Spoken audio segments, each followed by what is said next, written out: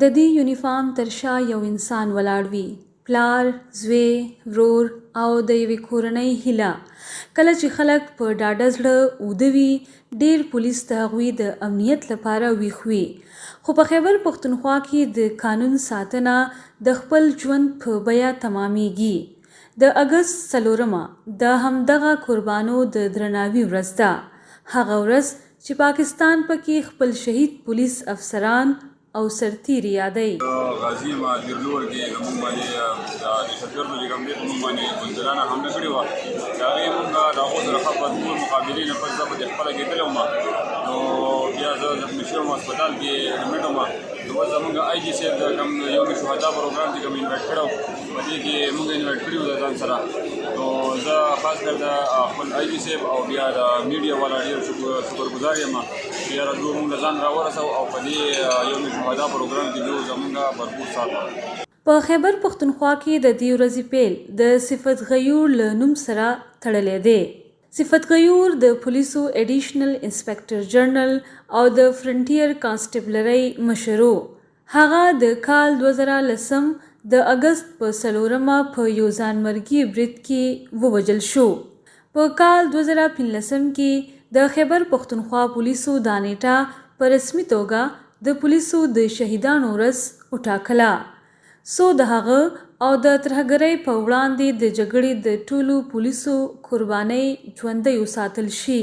یوم شهدا حوالې سره موږ ټول پولیس والا زموږ فورسز او زموږ ګورنمنټ او ټول پبلک موږ شهدا فیملیز راغوښتي دي، انوایټ کړي دي او دوی سره ولاړ یو، دوی سره یو ځای کې اظهار کوو، د مینې اظهار کوو او دوی نن موږ ټول سره ناست یو او دوی سره موږ د دوی د قربانیانو د دوی د شهدا د قربانیانو یو یاد دلاو چې څنګه ستاسو شهدا چې دي هغوی کومې قربانیانو ورکړي زموږ لپاره، زموږ لپاره، د قوم لپاره.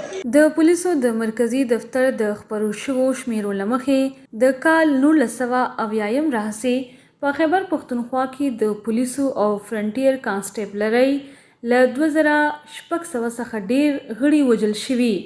د کال 2000 له پیل څخه له کال 2026 د جولای تر میاشتې پورې نږدې 2396 پولیس افسران او سرتیري په وسلوال بریدونو، د ترهګرۍ ضد عملیاتو او نورو امنیتي دندو کې خپل ژوند له لاسه ورکړی دی.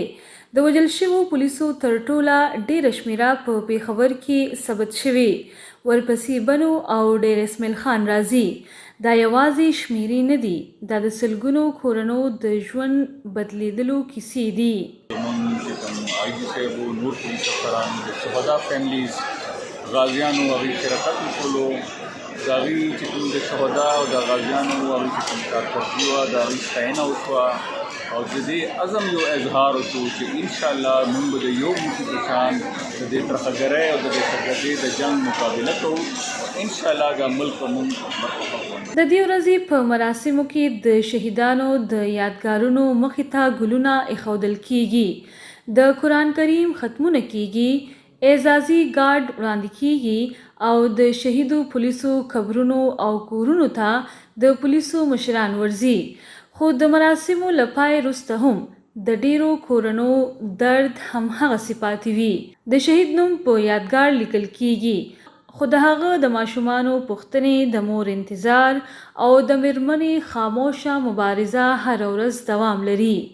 په داسې حال کې چې په صوبه کې امنیتي ګواښونه لا هم شته، د پولیسو د قربانو لړۍ هم نه ده ودرېدلې.